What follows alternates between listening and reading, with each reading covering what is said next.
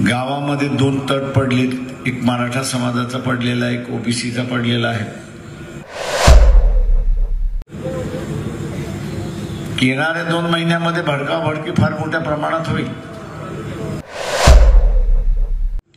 गावामध्ये दोन तट पडलेत, एक मराठा समाजाचा पडलेला आहे, एक ओबीसीचा पडलेला आहे।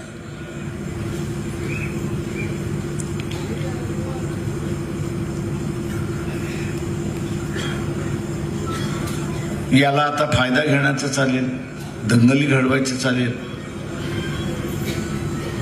पण मी सर्वांना सांगतो की तुमच्या दंगलीने हा प्रश्न सुटणार नाही। कारण आरक्षण देणं हे शासनाचं आहे।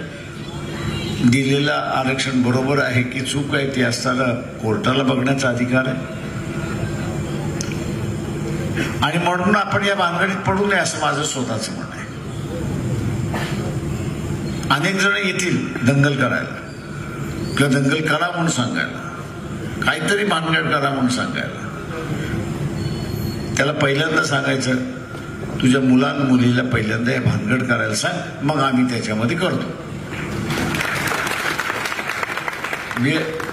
आपण म्हणतो नाही का, शिवाजी शेजारच्या घरामध्ये झाला पाहिजे, ते त्याला म्हटलं पाहिजे नाही, शिवाजी शेजारच्या घरामध्ये नाही, शिवाजी पहिल्यांदा तुझ्या घरामध्ये जन्माला आला पाहिजे, आणि मग आम्ही असताना त्या ठिकाणी।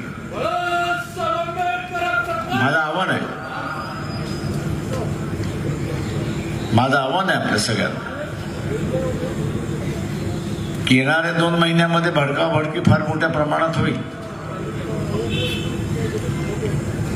तेव्हा ही भडकाभडकी होणार नाही याची आपण दक्षता घ्यायची, आणि 7 तारखेला औरंगाबादला मोठ्या संख्येने जमून आपण ही यात्रा यशस्वी झाली असं दाखवून द्या, हे आवाहन करतो आणि आपली रजा घेतो। जय भीम, जय भारत।